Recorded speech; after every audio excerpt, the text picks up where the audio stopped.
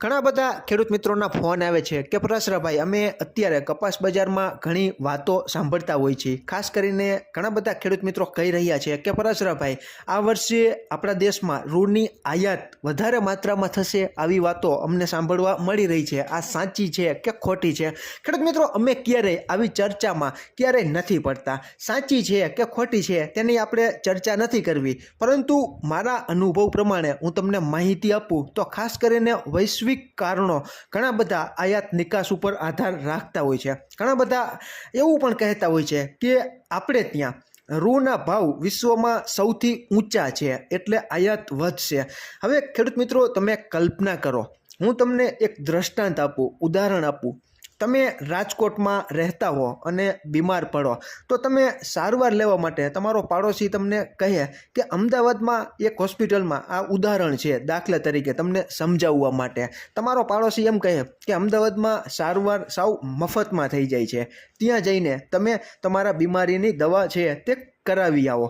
હવે ખેડૂત મિત્રો, રાજકોટના ડૉક્ટરની દાખલા તરીકે 500 રૂપિયા વિઝિટ હોય અને અમદાવાદમાં ફ્રી સારવાર થતી હોય, પરંતુ જે રસ્તાનું જે ખર્ચ છે, જે ભાડું છે તે 800 રૂપિયા આવવા જવાનું થઈને આપણે અંદાજે ગણતરી કરીએ તો રાજકોટમાં 500 રૂપિયામાં જે પતી જતું હોય તે 800 રૂપિયા દઈને કોઈ એવો મૂર્ખ વ્યક્તિ ન હોય કે રાજકોટમાં રહેતો હોય અને રાજકોટ મૂકીને આ જ સારવાર અમદાવાદ કરતાં, અમદાવાદ ભલે હોસ્પિટલમાં સાવ ફ્રી હોય પરંતુ ભાડાનો ખર્ચો 800 રૂપિયા કરવા માટે કોઈ વ્યક્તિ તૈયાર ન થાય। એવી જ રીતે આમાં પણ એવું જ હોય છે ખેડૂત મિત્રો, આપણે ત્યાં ભલે ઊંચા ભાવ હોય પરંતુ જે ઇન્ડસ્ટ્રી છે, જે જીન છે કે ટૂંકમાં કોઈ મિલ છે, તેને જેટલી જરૂરિયાત હોય તેટલો જથ્થો દરરોજ અથવા અઠવાડિયામાં મળી રહેતો હોય અને વિદેશમાંથી તે વ્યક્તિ કે તે ઇન્ડસ્ટ્રીઝ કે તે ઉદ્યોગ મંગાવવા જાય તો 4-5 પેઢીઓને ભેગા મળીને વિદેશથી આયાત કરવો હોય માલ તો મંગાવતા હોય છે, કારણ કે તે બલ્કમાં આવતો હોય છે, એટલે કે મોટા જથ્થામાં સ્ટીમ્બરનો આખો મેળ પડે ત્યારે વિદેશથી વસ્તુઓ છે તે આયાત કરતા હોય છે। આ રીતનું સંચાલન કરીને 3-4 પેઢીઓ ભેગી મળીને અથવા મોટી કોઈ એવી પેઢી હોય તો એ એકલી મંગાવી શકે। પરંતુ આમાં ખેડૂત મિત્રો, અત્યારે તમે જોઈ રહ્યા છો કે એટલું બધું સરળ પણ નથી વિદેશથી માલ લાવવો।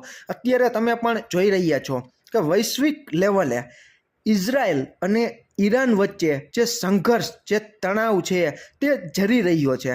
આની અસર પણ આયાત નિકાસના કામકાજો ઉપર પણ પડતી હોય છે। એટલે ટૂંકમાં આવી પરિસ્થિતિઓ જ્યારે નિર્માણ થાય ત્યારે ખેડૂત મિત્રો, ટ્રાન્સપોર્ટેશન, જે સ્ટીમરમાં જે પરિવહન ખર્ચ છે, જે માલ સામાનની હેરફેર કરતી જે સ્ટીમરોના જે પરિવહન ખર્ચ છે, વીમાઓ છે, ઇન્સ્યોરન્સ છે, તે ઘણી વખત વધી જતા હોય છે। એટલે ભલે ત્યાં આપણા કરતાં રૂ વિદેશમાં સસ્તું હોય પરંતુ આ બધા ખર્ચાઓ ચડાવીને આપણા કરતાં પણ રૂ છે તે મોંઘું પડતર થતું હોય તો કોઈ એવા મૂર્ખ નથી કે આટલા બધા ખર્ચાઓ અને જોખમો લઈને વિદેશથી માલ મંગાવે। બાકી આ તો ખેડૂત મિત્રો આપણા અનુભવ આધારિતની માહિતી છે, બાકી વૈશ્વિક લેવલે શું ચાલી રહ્યું છે અને અમેરિકા છે, બ્રાઝિલ છે, ઓસ્ટ્રેલિયા છે, ઇજિપ્ત છે, આ બધા દેશોમાં કેવી પરિસ્થિતિ છે અને કેવા ભાવ નીકળે છે સમયાંતરે ત્યારે જ આપણને ખ્યાલ આવશે। બાકી આવા ગોળા ફેંક છે તે અત્યારે ઘણા બધા ચાલતા હોય છે। ખેડૂત મિત્રો, આપણું જે મન કહે, આપણું જે મગજ કહે તે પ્રમાણે આપણે નિર્ણયો આપણા પાકના રાખવા કે વેચી નાખવા તે બાબતે લેવાના હોય છે।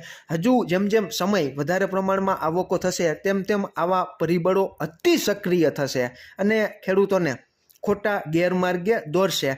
બાકી અમેરિકામાં પણ ઘણા બધા ખેડૂત મિત્રોએ કોમેન્ટ કરી હતી કે પરાશરાભાઈ, ત્યાં પણ મેક્સિકોની ખાડીમાં છેલ્લા 100 વર્ષમાં ન ઉદ્ભવ્યું હોય તેટલું વિકરાળ હેલેન વાવાઝોડું છે તે અમેરિકામાં ઘણો બધો વિનાશ છે તે કરેલો છે।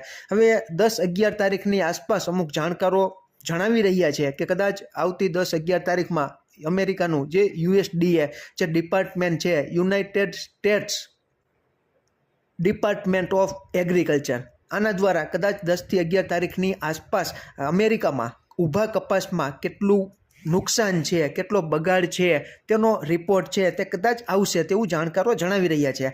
આ ઉપરાંત ખેડૂત મિત્રો હજી ગુજરાતમાં ઘણા બધા વિસ્તારોમાં કપાસના પાકની ઊભા ખેતરમાં ઘણી બધી નુકસાનીની શક્યતાઓ છે તે સેવાઈ રહી છે અને આપણે ત્યાં વાવેતરમાં પણ ઘણો બધો કાપ છે. એટલે અત્યારથી કંઈ નક્કી ન થાય. હજી પાછોતરી વીણીઓમાં હજી વીણી ચાલુ પણ નથી થઈ. જે વાવણીના કપાસ વાવેલા છે તેમાં હજી વીણ ચાલુ પણ નથી થઈ અને આગોતરા કપાસમાં તો મોટો બગાડ છે અને આ વાવણીના કપાસ પણ શિયાળામાં ફ્લાવરિંગ આવશે, ઘણો બધો લેટ થશે. આ ઉપરાંત ગુલાબી ઈયળ છે અત્યારે અમુક જીંડવા થઈ ગયા છે, અમુક ખુલ્લી પણ ગયા છે. જે હલકી જમીન હોય અને વાવણીનો કપાસ વાવેલો છે તેવા હલકી જમીનમાં ઘણા બધા જીંડવા છે તે તૈડી ગયા છે, એટલે કે વીણ છે તે ધીમે ધીમે આવી રહી છે. પરંતુ શિયાળામાં જે બીજું ફ્લાવરિંગ કપાસમાં લાગશે ત્યારે ગુલાબી ઈયળનો ઉપદ્રવ કેવો આવે છે તેના ઉપર પણ કપાસ બજાર છે તે આધાર રાખતી હોય છે, કારણ કે ગુલાબી ઈયળ આવે એટલે ઉત્પાદન ઘણું બધું કપાઈ જાય છે. ખેડૂત મિત્રો, આ બધી જ માહિતી અમારા અનુભવ આધારિતની છે.